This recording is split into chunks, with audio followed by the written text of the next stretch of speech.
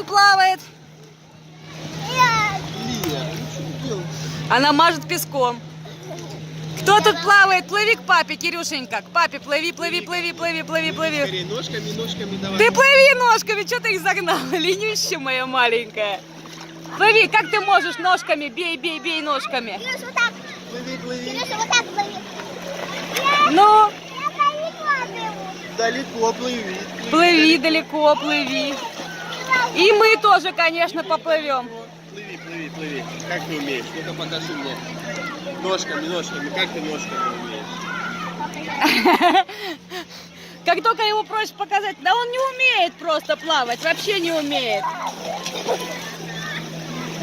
Он не умеет плавать. Кирилл, ты же не умеешь плавать, да? А? Я тоже говорю, не умеешь. Ножки крестиком.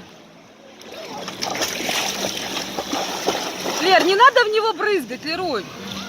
Да не надо, Кирюшка, так. Ладно, иди ты.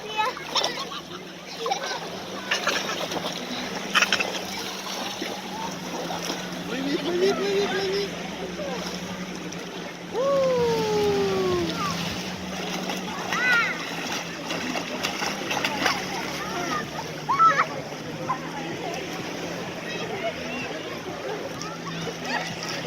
Ну давай, плыви к папе. К папе плыви.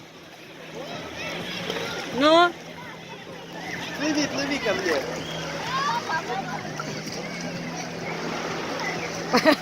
На спине будешь плавать? Не умеешь плавать?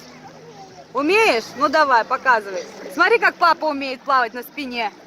Я тоже вот так умею. Ой, какие молодцы! Все умеют на спине плавать. Все. Пловцы мои.